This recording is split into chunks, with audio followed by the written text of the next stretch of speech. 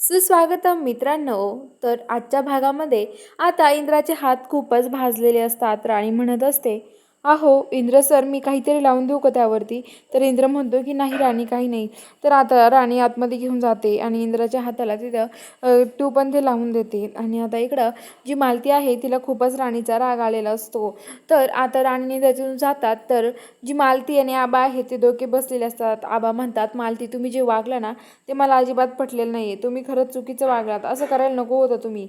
असं का वागलात मालती तुम्ही? हो खरंच त्या आपल्याच इंद्राला किती त्रास झाला तुम्ही बघितलं नाही का? तुमच्यामुळे तुमच्या मुलाला त्रास होत असेल तर तुम्ही काय हे करताय? तर आता लगेच मालती म्हणते की हे बघा, मला काही माहिती नाही. त्याला नव्हतं वाटलं का मला का किती त्रास होईल. त्यांनी माझा विचार नाही केला, मग मी त्याचा विचार कशासाठी करू? असं मालती म्हणत असते.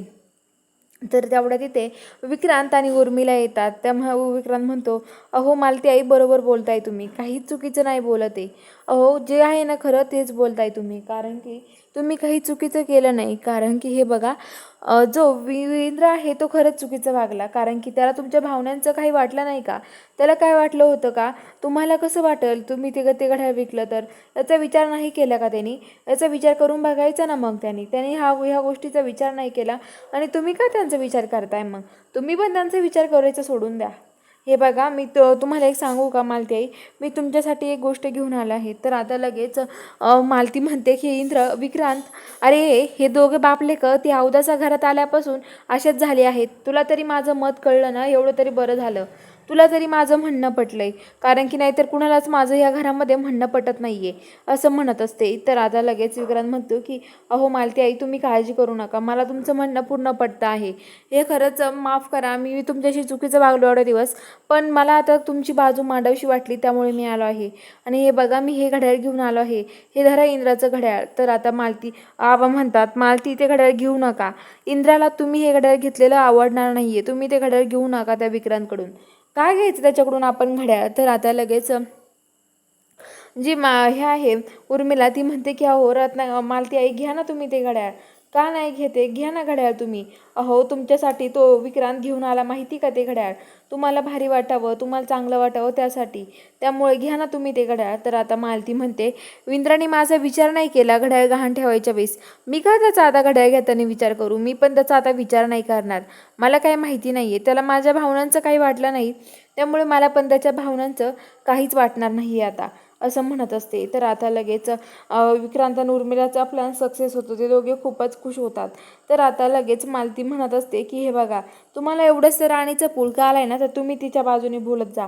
कारण की हे बघा, तिच्यामुळे माझा इंद्र आज मला विसरून चाललाय. त्याला तिचंच पडलंय पूर्ण सगळं काही. माझा काही विचार पण नाही करत तो, असं म्हणत असते. तर आता लगेच उर्मिला न विक्रांतीतून बाजूला जाऊन निघून जातात. तर इकडे इंद्र राणी घरात असतात. तर तिथे मालती येते आणि म्हणते, इंद्र हात पुढे कर, तुझ्यासाठी काहीतरी आणलंय. इंद्र म्हणतो, काय आहे आई? तर आता लगेच ती घड्याळ इंद्राच्या हातात ठेवते. इंद्र म्हणतो की आई, कुठून आणलंस ग तू हे घड्याळ?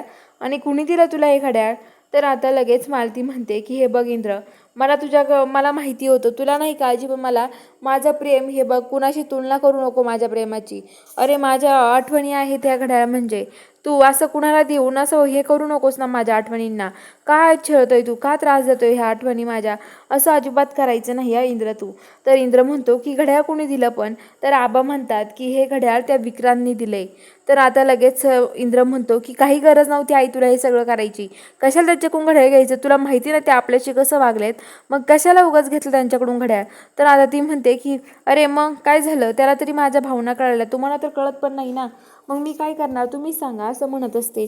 तर इकडे आता उर्मिला आणि विक्रांतांचं बोलणं चोरून ऐकतात आणि तिथून ते आता निघून जातात. तर इकडं राणी आणि इंद्र जे असतात ते आता तिथे रात्री राणी अभ्यासाला बसते. राणी अभ्यास करत असते आणि तिला सारखा भास होतो इंद्राने आवाज दिल्यासारखं, पण इंद्र तिथे नसतो. त्यानंतर इंद्र तिथे येतो आणि राणीला म्हणतो की राणी कर अभ्यास आता. इंद्र राणीजवळ गेला, राणीला वेगळीच फिलिंग येते. राणी इकडे तिकडे बघायला लागते.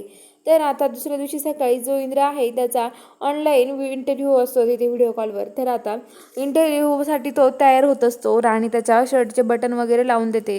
इंद्राकडे सारखं बघत राहते. इंद्र म्हणतो, अगं राणी माझा वेळ झाली आता. आणि इंद्र बाहेर इंटरव्ह्यूला येऊन बसतो. त्या सरांना व्हिडिओ कॉल करून बोलत असतो. तर ते म्हणतात की आम्ही तुम्हाला अपॉइंटमेंटचा मेसेज टाकू, तेव्हा तुम्ही भेटायला या, असं म्हणतात. तर आता लगेच इंद्र म्हणतो म्हणतो ठीक आहे. आणि आता लगेच इकडे जो विक्रांत आहे त्या विक्रांतचा सगळा प्लॅन असतो. विक्रांत आता त्या जे हे सर असतात त्यांना मिळून असतो आणि यांचा सगळा काहीतरी प्लॅन झालेला असतो. आता नक्की काय घडणार आहे या मालिकेत बघायला चॅनलला सबस्क्राईब करा.